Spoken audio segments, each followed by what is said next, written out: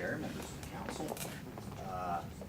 I served on OPAC for what, 16 years? When I moved to Oregon in 1985 to go to law school, after my first year struggling to get through law school, I was part of the study done, a territorial sea management study that led to the establishment of the legislation that created the Ocean Policy Task Force at that time that got amended. So I've been around this issue a lot, and I played a central role. I'm not trying to brag, maybe I've guided through the short straw, but I played a central role in an awful lot of what you're talking about today, and I do not envy any of you, especially newcomers, trying to internalize all this information, understand this process, because I'm not even sure. There were so many meetings and so many interest groups tugging and pulling at this thing that a lot of folks that have been involved with this didn't it's like my favorite fable is the blind men around the elephant. Each one's got a different part, and someone thinks the elephant's a tail, some thinks that that old stuff. But it's a wonderful metaphor, because I think that's one of our biggest challenges, is that almost everybody, and the more I interact with people that have been around this issue to try to talk about this old history, I find there's really remarkably different narratives about what people know or think happened. So again, I'm not even sure how you overcome the sense of confusion that most of you have, because even those of us that have been part of this for a long time and happen to have been in an awful lot of rooms, because there were an awful lot of meetings, but not every meeting counted.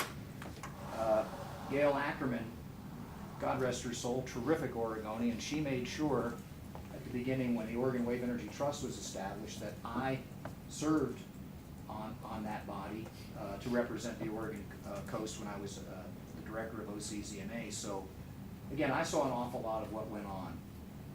Let me just quickly do two things. There were two, just to try to be helpful, about questions that and I'm going to wait for the chair to conclude, because I'm going to answer one of her questions. It's okay, in the spirit of trying to fill in some gaps here, right? You want the institutional memory, flawed or not, here it comes. So I think, Gina, you asked, how does the 1991 plan fit in? And so if pressed to respond, to try to provide some context for that, that was what was in place when all of a sudden one morning we woke up and all of a sudden it dawned, at least on people on the Oregon coast, that the state had made a decision to go all in on offshore development when it comes to, in those days, wave energy development. And so we really feel like, where was the memo that all of a sudden our fishing grounds and these areas that people from the coast had been using for a long, long time, and was a central part of our communities, were we being evicted from our fishing grounds, and where was our role in the process? And at that time, so that had a dynamic of its own before we ever got into Part 5. And it was the communities that fought to do an ocean plan, because we felt it was unacceptable that basically these places that meant so much to us were suddenly being handed over to companies from out of state for purposes that would ultimately exclude us, potentially be damaging to the environment. So those were all of our concerns. Don't forget the impacts on the seascape as well. So, but in 1991, Charlie's asking a question about when you say the plan, are you talking about the ocean plan or Are the you territorial talking sea about plan? Part 5 ocean planning, or are you talking about the ocean plan, which preceded the territorial sea plan? Just for clarification. Sure, no, and I'm pleased to do that, because this really, I think this is helpful to try to understand what the thinking was and how it played out early on, because there wasn't a Part 5. So I'm talking about the 90. So in 2006, 2007, all that predated. It was actually by 2007, 2008 that we even started doing a Part 5. So I just wanted to clarify. Yeah, so the ocean plan that she was asking about refers to what was done back in the 70s, 80s. 1991. 91 was when it was. right. Okay. So thank you for the question. And if I wasn't clear, I'll try to be even a little more clear. So by the time all of a sudden the communities and the state is facing offshore development, we're left with this 1991 plan. And I remember, and all of a sudden now we're dealing with FERC and all these companies, and all of us are having to give ourselves a crash course in FERC, and then there were these settlement agreements, so there were meetings being held by DLCD and ODF. The state agency was responding and participating in these settlement agreements with OPT in meetings primarily in Portland. And I didn't participate in much of that, but I asked an awful lot of questions about the people that were part of those settlement agreements. And ultimately, I think what DLCD staff and others told me at the time was, yeah, we got this we have this sort of 1991 plan, now we're trying to apply it to the circumstance. But And why, not to interrupt you, but why would there not have been territorial sea plan to rely upon under part 2, like what we just learned about? Why did that not get triggered? Well, I think what got triggered was, and I wish maybe that the person that could answer that best is not here, Paul Claren or Greg McMurray back in the day that was part of this in his role at DEQ, but, so let me try to just answer, I don't know if this is gonna be an answer, but this is my recollection. That when those settlement talks were occurring, state agency staff were basically applying what was the 91 plan, and it was really just and as some of the folks said to me at the time, really the 91 plan just provided a checklist of things that we would ask applicants to provide information on. So it was this sprawling narrative of things that kind of mattered, about ecological resources and things. And so basically that's how I believe, in the absence of a spatially explicit plan that would try to separate out these uses, which was the later Part 5, there was just this laundry list of stuff that people cared about that was built into the plan, and it was basically a checklist that was, I think, at least I'm hearing from the people that we're having to work with, at least it provided some measure of, these are the questions that we want to ask a potential developer to provide us information on. But that was it. And so I think that's Laurel one. might have a question for you. Sorry, it was part 2, because I was part of the settlement agreement meeting, so it was part 2 of the territorial sea plan, the Okay, checklist. yeah. Well, it Laurel's would have saying been, that yeah. part 2 of the territorial sea plan is the checklist that Anna was referring to. Yeah. Does that sort of matches up with your My memory of recollection. that? Right, Not, and not the 1991 ocean plan, is that correct? It's part 2. Yeah, we use part 2 as, it was a use proposed in the territorial sea, so we ran through part 2 of the territorial Okay. sea plan, not the ocean plan. But you're correct, that there was no spatial mapping or anything. That's the subsequent work this body did to develop part 5. thank you. Yep. That helps me out. Very, very quickly on developmental fisheries. In my role at OCZMA, I was co-staffing that with ODF and W back in the days when we had that ODF and W contract at OCZMA, and so there never really was a link with OPAC on the developmental fish. It was always called Debo fish. But it was a spectacular way to understand fisheries and fishermen and what they were trying to do, and the whole purpose was, the Debo fish was created to put some, a measure of, just instead of people with unregulated fisheries going out there like that happened with the sea scallop industry. And it was quickly over harvested, but there were no regulations because of new fishery.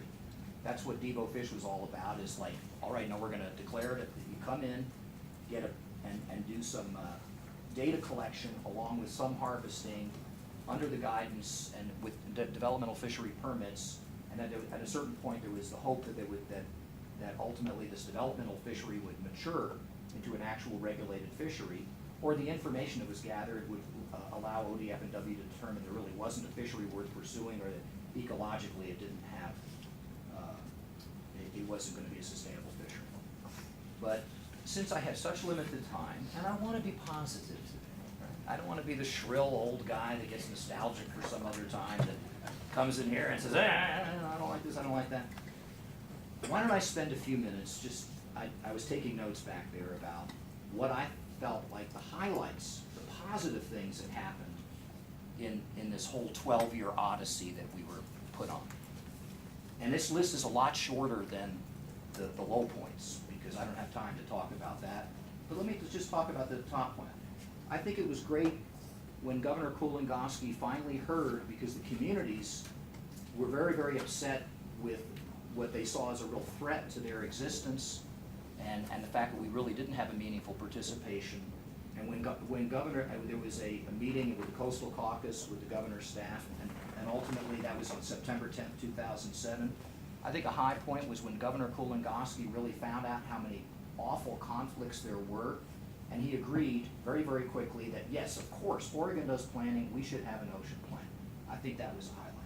I think another highlight was the formation of the local stakeholder groups up and down the Oregon coast. It started with the Fine Committee in Newport, and then once OPT really hit the ground running, we had the Source Committee, so the FACT, and these groups still exist today.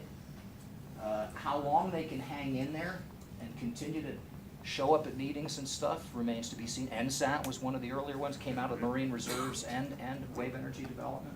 So I think those were real high points. I also want to single out what I thought was terrific in the early days of doing the ocean plan was the work, and I want to do a shout out to Andy Lanier. He did a terrific job being the worker bee that helped create the frameworks. We had Oregon Marine Map, and we got EcoTrust in because we knew once the decision was to do a spatially explicit plan, we needed to really ramp up our inventory information.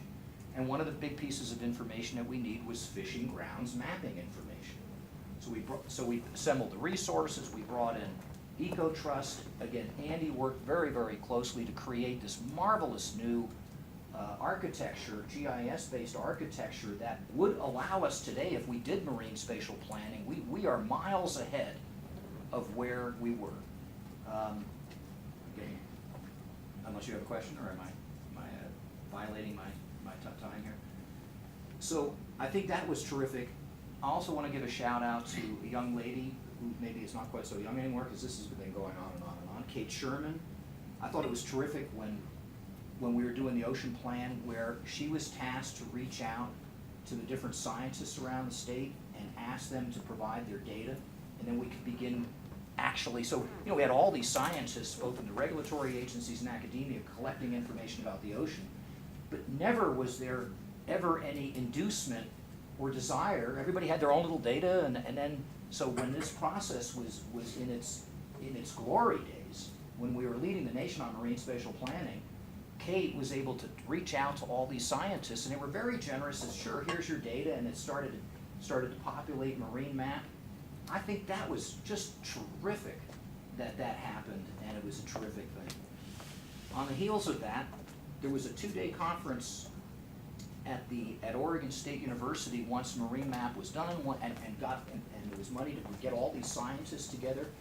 I will never forget how excited I was to just walk around to these different tables and have all these scientists that, there's like 5 or 6 key avian specialists. I'm just using that as one example. They were sitting at a table, looking at the same data on a screen and talking among themselves like, wait a minute, there's some data of the shearwaters up here.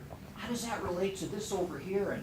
And if we had a proxy data for this over, and I'm sitting, it makes the hair stand up on the back of my neck today, because I said, that is so exciting. Where all this data is coming together, we're actually starting to integrate it, we're asking hard questions, good questions about what the data is telling us.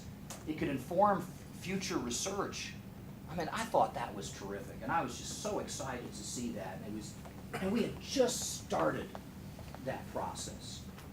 So I'll fast forward to the other 1 or 2 more things. That I think another highlight was 2 task force meetings, that the information, as we began to understand what the impacts of the wind flow project were, there were 2 task force meetings the governor's office held, and as the information came in about the cost of the project and the impact of the communities, the task force was nearly unanimous and said, this is not a good deal for Oregon.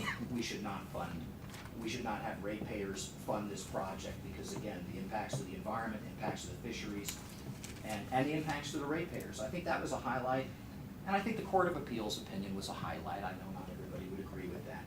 But to the extent, and Jason, at the last OPAC meeting, when you made your very memorable remarks about the impact of the Court of Appeals decision. That it might have had, and I was always in the school of thought that, of course, we would prevail, meaning the communities and the appeal, because the statutory responsibilities to send something back to OPAC were so unbelievably clear to me, at least, that I was feeling like, yeah, we're gonna win this thing. And then, but I was one of the only people that was sort of working on the amicus brief that actually was really quite certain we were gonna win. But that, I don't think I was necessarily correct, and actually what Jason said was so much more important, is that appeal and the outcome in the court case had an impact on state government more generally. And if indeed the Court of Appeals needed to instruct state agencies to follow the law, I'm not sure we had sort of, did they need instructions to follow law, or was it a mistake, or to not go back to, whatever that deal was, that Court of Appeals decision, I think, was beautifully written, certainly matched a lot of the things that we were trying to say, one of the procedural and substantive aspects of this plan. So to the extent that that might have had a positive effect on reinforcing the rule of law within the state of Oregon, I think that's another real high point. So with that, those are my positive comments. Thank you, Anna. So I think that it was a great summary of someone who tried to go through and lived through a process, as did others in this room, to try and apply Part 2, why it didn't work, how it resulted in kind of the creation of Part 5, and then some of the highlights that have emerged since then. So thank you for that. Thank you. What we're gonna do now is a working lunch.